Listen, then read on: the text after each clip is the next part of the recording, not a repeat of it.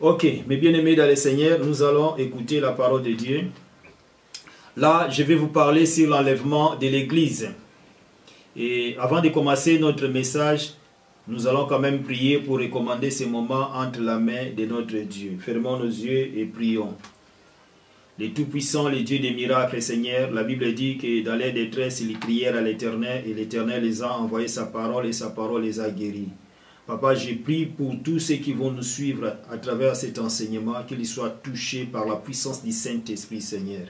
Au nom de Jésus, car la Bible déclare qu'il rachetez le temps car les jours sont mauvais. Seigneur, laisse que cet enseignement puisse produire les fruits dans les cœurs de tout un chacun de nous qui va suivre cet enseignement. Au nom de Jésus, bénis mon frère, bénis ma sœur, par le nom de Jésus-Christ, j'ai ainsi prié. Amen. Bien, mes bien-aimés, dans le Seigneur, nous allons partager un thème qui est intitulé sur l'enlèvement de l'Église. Pourquoi nous allons partager cet enseignement sur l'enlèvement de l'Église? Parce que bientôt là, Jésus viendra pour enlever son Église. Et je pense que je vous avais expliqué dans des volumes précédents à propos de cet enseignement sur l'enlèvement de l'Église. L'enseignement sur l'enlèvement de l'Église est divisé en 3 thèmes. C'est-à-dire, nous avons d'abord l'enlèvement de l'Église lui-même. Et après l'enlèvement, qu'est-ce qui va se passer? Nous avons le tribunal de Christ ou le tribunal de l'agneau. Après le tribunal de l'agneau, nous avons les fêtes de l'agneau. C'est-à-dire enlèvement, tribunal de Christ et puis fête de l'agneau. Christ va d'abord enlever son Église.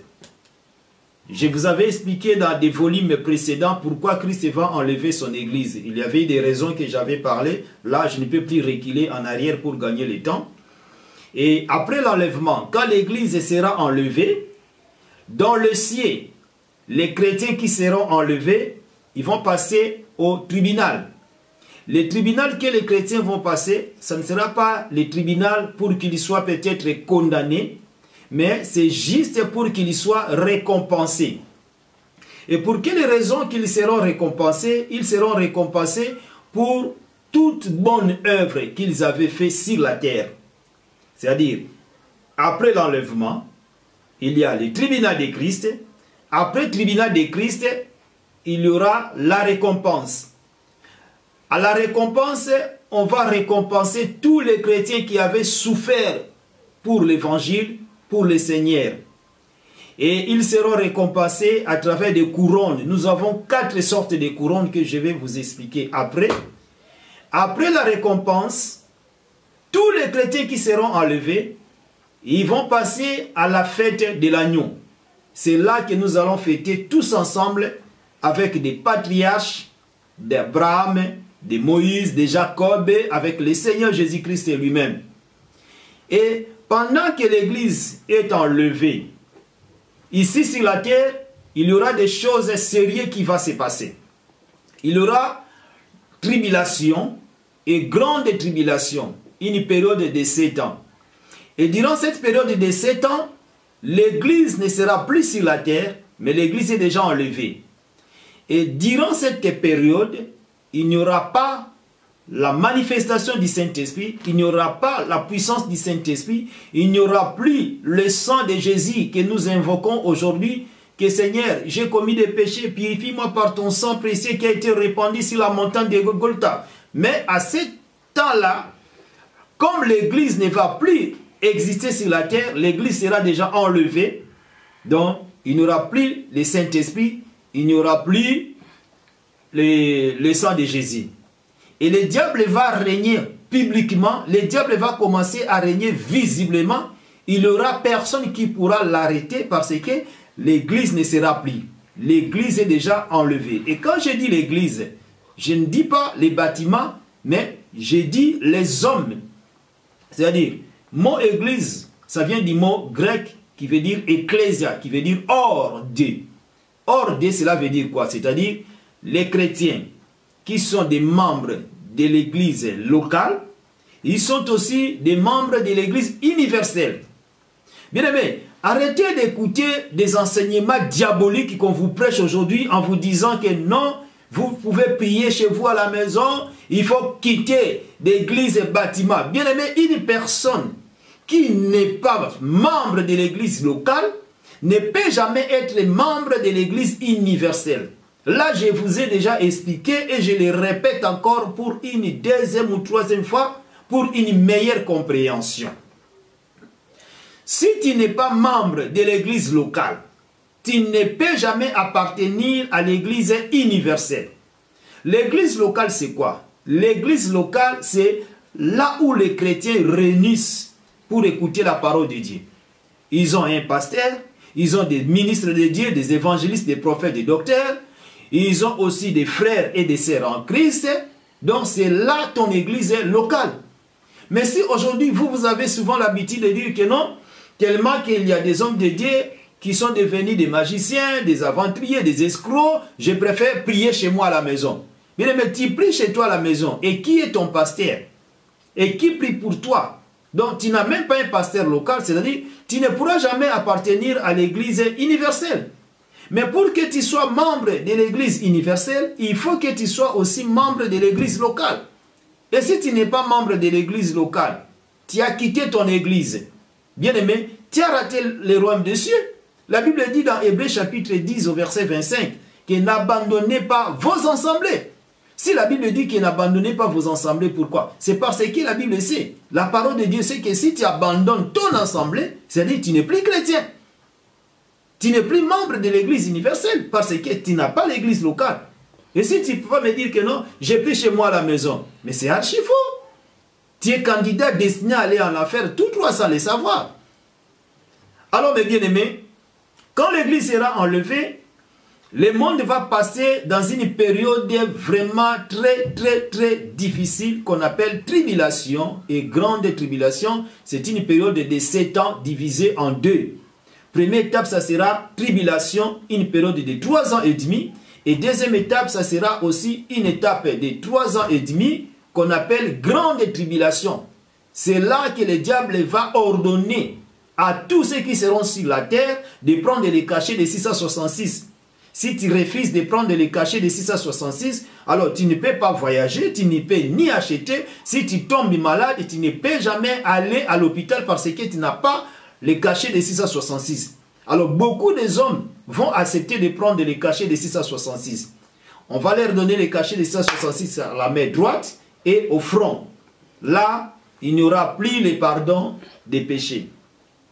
Alors, pendant tout ce temps-là, il y aura aussi d'autres personnes qui seront sauvées, mais ils ne seront pas sauvés à travers le sang de Jésus, mais ils seront sauvés à travers leur propre sang. Pourquoi? Parce que le sang de Jésus ne va plus exister, l'église est déjà enlevée, le Saint-Esprit n'existe plus. C'est alors que ces gens-là, quand ils vont refuser de prendre les cachets de 666, ils vont décider en disant, mais non, je préfère mourir. Mais je ne peux pas prendre les cachets de 666 parce que j'ai été déjà enseigné à propos de ces cachets de bêtes de 666. Alors on va les tuer. Et ces gens-là, ils seront des martyrs. Et ils seront sauvés. Mais pour ces gens-là, ils ne pourront plus être enlevés parce que l'enlèvement a été déjà fait. Alors pour eux, ils vont rester sur la terre, ils seront morts. Et ils vont rester sur la terre. Et quand Jésus va revenir au deuxième tour qu'on appelle le retour de Jésus-Christ, ces gens-là, ils seront ressuscités. Mais à la place d'avoir des couronnes avec des robes blanches, comme l'église qui était déjà enlevée, comme les fidèles, les chrétiens qui étaient déjà enlevés, et ils auront que des rameaux. Mais ils auront aussi des robes blanches, mais qu'avec des rameaux, pas de couronne parce qu'ils avaient raté l'enlèvement. Alors, la raison pour laquelle, bien-aimés dans le Seigneur, je suis venu vous dire, c'est le temps de vous préparer. Car la Bible dit, rachetons les temps car les jours sont mauvais. C'est le moment de racheter le temps, d'éviter des problèmes avec les gens, avec d'autres personnes. Car la Bible dit encore de chercher la paix et la sanctification avec tous, sans laquelle personne ne verra le Seigneur. Alors, si tu as des problèmes avec les gens, c'est le moment de vous réconcilier. C'est le moment de vous humilier devant ces hommes-là, devant Dieu, pour chercher la paix et que vous pouvez être enlevés ces jours-là. Puisque si vous ratez l'enlèvement, bien-aimé, si vous ratez le paradis, ne pense pas que vous allez rater aussi l'enfer. Si vous ratez le paradis, laisse-moi vous dire que la porte pour l'enfer sera grandement ouverte pour vous accueillir. Alors, bien aimé, comme je vous disais, que notre enseignement est intitulé sur l'enlèvement de l'Église et divisé en 3 sous-thèmes. Premier sous-thème, c'est l'enlèvement lui-même. Deuxième sous-thème, c'est tribunal de Christ. Et troisième sous-thème, c'est fête de l'agneau. Je vais commencer à vous expliquer. D'abord, l'Église est déjà enlevée. Quand l'Église sera enlevée, il y a aussi des gens qui étaient morts en Christ avant nous. Tous ces gens-là, ils seront aussi enlevés. C'est-à-dire, ils seront ressuscités. Mais quand ils seront ressuscités, ils ne seront pas ressuscités avec le corps physique que nous voyons. Parce que notre corps, c'est un corps mortel. C'est un corps terrestre. Et corps terrestre ne peut jamais hériter le royaume des cieux. Alors, tous ces gens-là, qui étaient morts avant nous, ils avaient accepté Christ. Même les gens que Christ, puisque si vous lisez la Bible dans Matthieu, la Bible nous dit ceci que Christ, quand il était mort, il était même allé prêcher l'évangile aux gens qui étaient morts, aux gens qui étaient sous la terre. Christ était allé prêcher même la parole de Dieu à tous ces gens-là. Pourquoi? Parce que eux, ils étaient morts avant Christ. Alors, tous ceux qui avaient accepté Jésus, ils ne sont pas entrés au paradis. Mais ils sont allés dans le lieu qu'on appelle lieu du repos. C'est-à-dire, lieu du repos, c'est un lieu qui est réservé aux enfants de Dieu. Pendant que je vous prêche, laisse-moi vous dire une chose. Le paradis n'est pas encore ouvert. La raison pour laquelle moi je m'étonne, il y a beaucoup de gens qui disent que non, j'avais vu telle personne au paradis, telle personne à l'enfer. Mais non. Il n'y a que 2 places que les gens peuvent aller. Avant tout ça, avant l'enlèvement. Il y a la Guéhenne. Guéhenne, c'est lieu de tourment, c'est comme l'enfer. Et nous avons aussi les places qu'on appelle lieu du repos. Lieu du repos, c'est comme le paradis. Donc c'est un endroit que Jésus a préparé pour les fidèles, pour les chrétiens qui étaient fidèles jusqu'à leur mort. Mais le paradis, à ce qui concerne le paradis et l'enfer, sera ouvert qu'un seul jour. Parce que Jésus a bien dit que je suis allé, je m'en aille vers mon Père pour vous préparer des places. Et après, je reviendrai pour vous prendre. C'est-à-dire, pendant que nous sommes sur la terre, Jésus est en train de préparer des places pour nous. Mais il n'y a qu'une seule personne qui était entrée au paradis, c'est les brigands ou les voleurs qui étaient à la droite de Jésus. Lui, il avait eu la grâce en disant, mais à l'autre voleur qui était à la gauche de Jésus. Pendant que l'autre disait à Jésus, mais si réellement tu es fils de Dieu, sauve-toi toi-même et tu peux aussi nous sauver.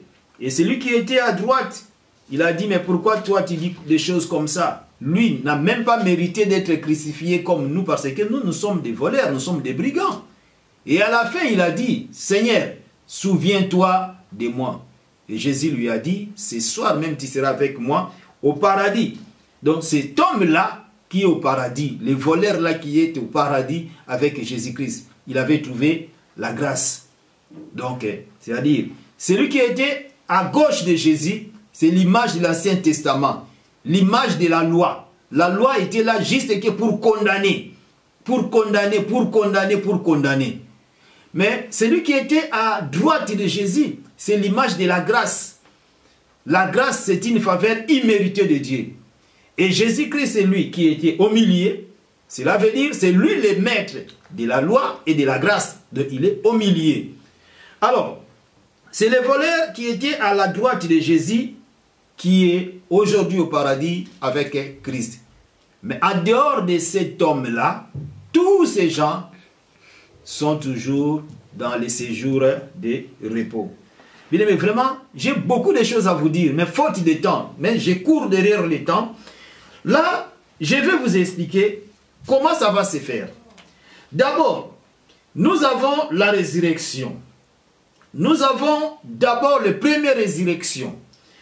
Pour comprendre, le jour où la trompette va sonner, il y aura d'abord les gens qui étaient morts, qui vont ressusciter d'abord, que nous allons appeler les premières résurrections, donc les prémices de ceux qui sont morts.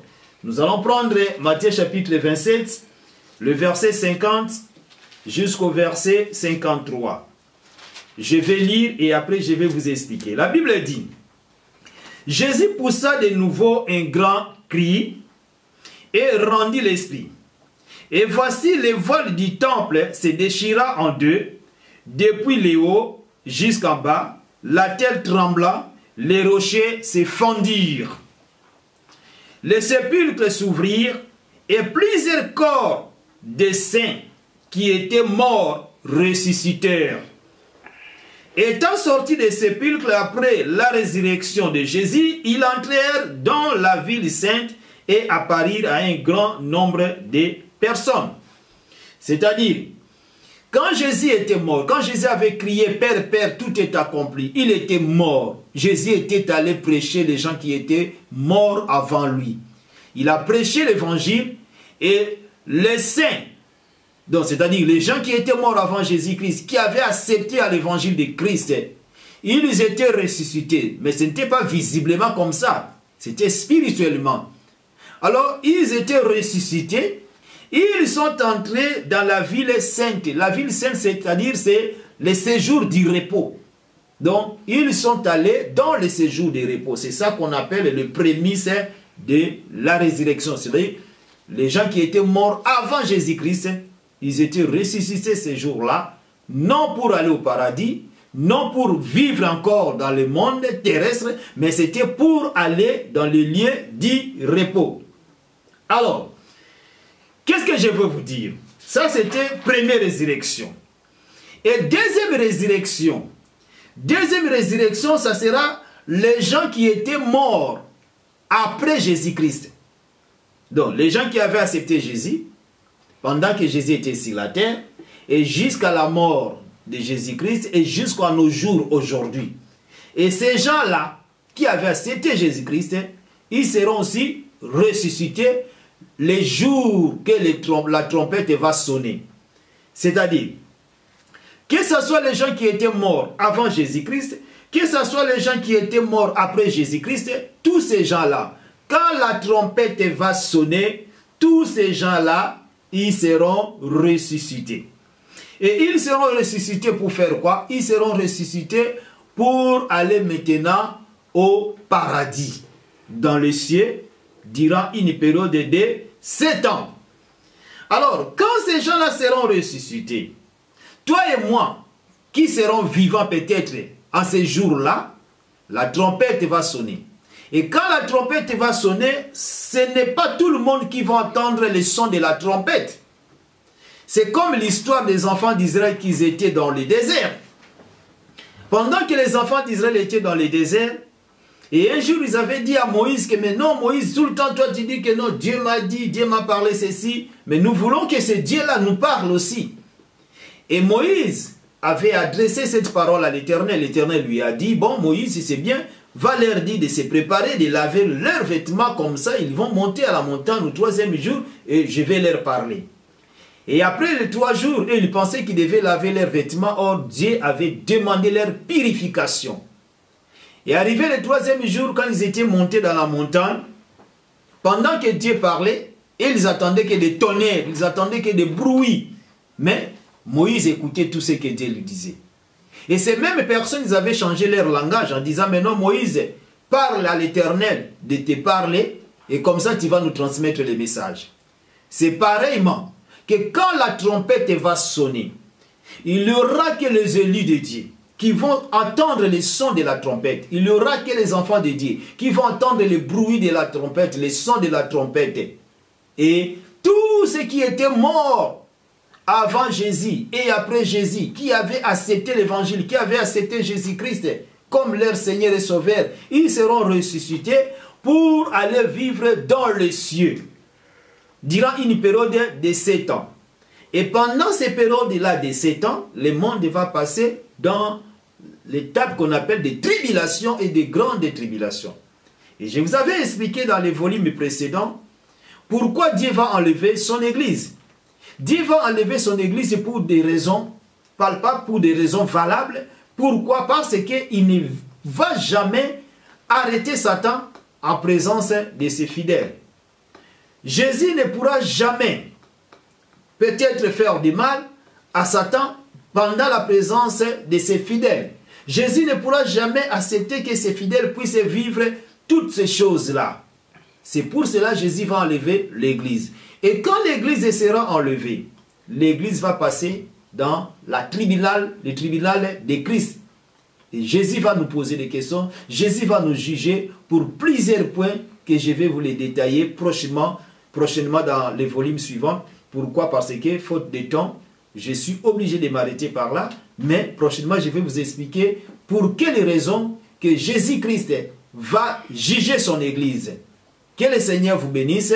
Mais bien aimé, c'est très important de suivre des enseignements pareils, des enseignements sur l'enlèvement de l'Église, pour que nous soyons tous préparés, parce que nous ne savons ni le jour, ni l'heure. Le Seigneur Jésus-Christ reviendra comme un voleur. Est-ce que seras-tu prêt, mon frère? Seras-tu prêt, ma sœur? C'est le moment de commencer déjà à préparer ta vie chrétienne pour que tu sois enlevé. Que le Seigneur vous bénisse.